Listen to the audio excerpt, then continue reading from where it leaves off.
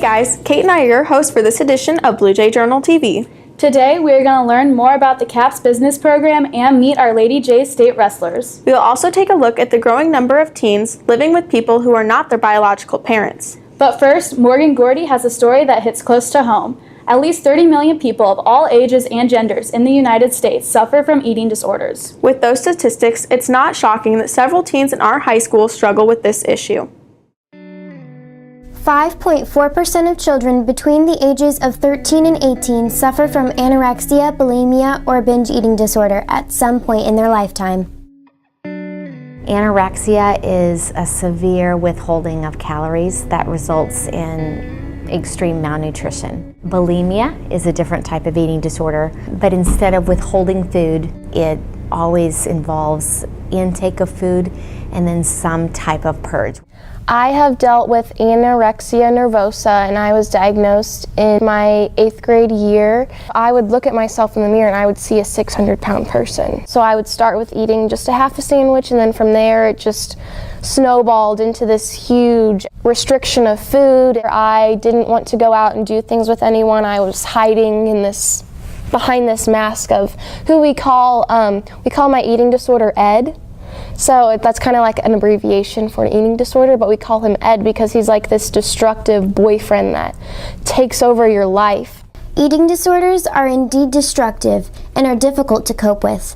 Lori Bryson and Cameron Mitchell offer words of advice to anyone struggling with an eating disorder. I would love for all girls to kind of understand what it looks like to have a really good relationship with their bodies and food. That as humans, we are meant to come in all shapes and sizes. Whoever it is out there that is going through an eating disorder, don't be afraid to ask for help. Surround yourself with a great support group and people that love you and want the best for you, because my parents, they would go in front of a bullet 20 bajillion times for me, and they were there every step of the way to get me better. If you have a friend or a family member that's struggling, the main thing is just to be concerned and caring, as if they would be struggling with anything else. And don't try to feed them.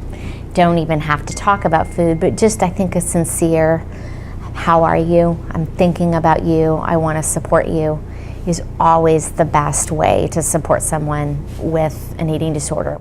If you or someone you know is struggling with an eating disorder, contact your doctor or counselor for help. I am Morgan Gordy reporting. This year, the Missouri State High School Activities Association officially launched girls wrestling.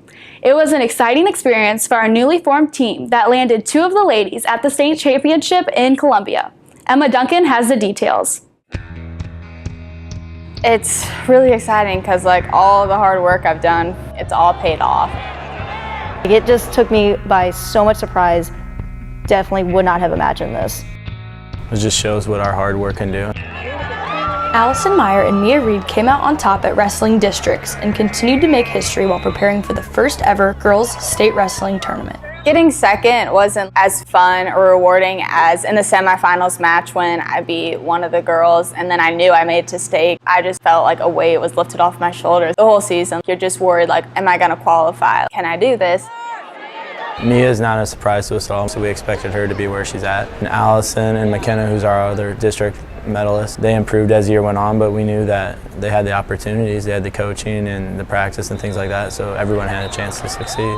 I definitely did not expect to go this far. I expected just to be done at districts, and then actually winning districts, I was like, whoa. Being Washington's first state qualifiers for girls wrestling isn't the only thing this pair has in common. They both happen to be multi-sport athletes as well. Head coach Josh Ohm feels this helped their journey. The girls are a good example of if you work hard in one sport, it's going to help the other. They're just the perfect example of we need to be multi-sport athletes here, and that's why some of our teams don't succeed, is because they don't preach that. On February 16th, both ladies wrapped up their season in Columbia at the state tournament. They reflect on the season. They are more than ready for next year. Ended up tying for 5th, which isn't bad being the first year. Going off of 6-7 months of experience, I really couldn't ask for more than that. And with all the support that we've had, it's just been really nice knowing that we have a lot of people behind us. I placed 5th, but only top 4 medaled for the season. I'm not super happy with how it turned out, but I know over the off season I'll be ready to train and just improve on things I need to fix. And for Blue Jay Journal TV, this is Emma Duncan reporting. I have been very fortunate to have two loving parents. My mom and my dad work hard to make sure I have a good life with little to no family problems disrupting my world. However, not all teens can say this. Many teens end up living with other family members or even friends of the family. Sarah Bazelko takes a look at this issue.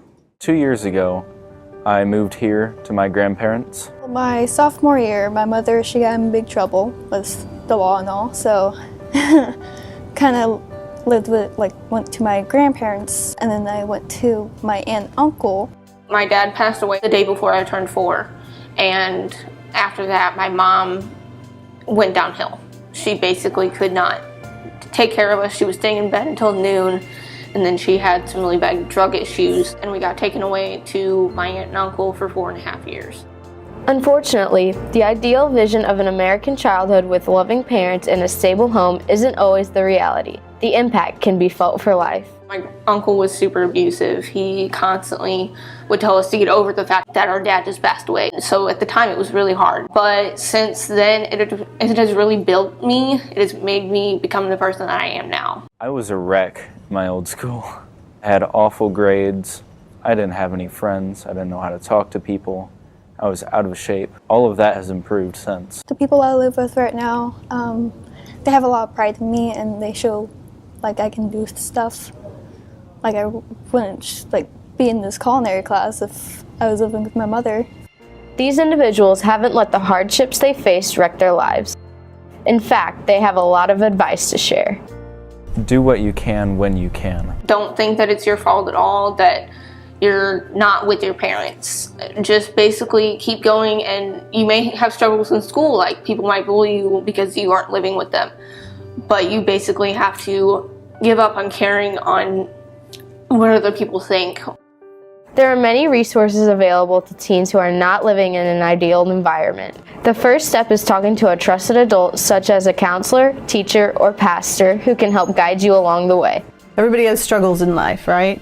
And so it's really not about your family makeup, it's how you handle your struggles, right? And whether or not you're able to find the good moments still. I think when you focus on weaknesses too much, then it becomes like this bleeding wound and you're always, right? Versus if you can find the silver lining, you can change your life. For Blue Jay Journal TV, I'm Sarah Bazelko reporting. The CAPS business program is a unique opportunity for students to take advantage of. Jack Lackman has the story. CAPS is a Center of Advanced Professional Studies. We do various things at CAPS. We started off with learning how to just start a business. In CAPS, we work on the day-to-day of businesses and how businesses run. After learning some of the ins and outs of business, CAPS students attempted to start businesses of their own. We had actually made our own businesses, and then we kind of did what we wanted to with them. Me and Colton Souders, we made a podcast. So I made a podcast for my business, and it's pretty fun. I like doing that a lot. I really talk about whatever I want on there with my friend Drew, who's also in the class. The students' projects also go beyond the limits of the classroom. We have paired up with downtown Washington. We were solving a problem either downtown or finding a way to increase foot traffic downtown. I've definitely learned social skills and a lot about the town of Washington. When she teaches us something, we can go on to always using it. It helps us with going on into the future. We'll know exactly what to do and how to do it because of the class. Students are also working on translating their business skills to a global level. Right now we are doing a global business project. We incorporate global business because we had actually made our own businesses, and then while doing that, we would look up how to work the financials of that business and whether it's a corporation or a sole proprietorship. So with the project we're doing right now, it's how to help save the world. Right now we're working on solving global problems such as sanitation and water problems. The project I'm doing, we're helping water shortage in Yemen, and other people are doing Guatemala. But beyond all these projects, the most important part of this class is how the lessons will help them for the rest of their lives. This class has helped me learn how to network with my community and also helped me talk to adults better. It has helped me be better with people, interacting with people, and being okay with talking in front of people. If I do want to pursue business, it'll definitely help knowing the basics of business. To sign up for this class, head to the guidance office and ask for an application. For Blue Jay Journal TV, this is Jack Lackman. Peyton and I are glad you joined us for this edition of Blue Jay Journal TV. Until next time, visit us online at www.bluejayjournal.com. Have a great day, Washington!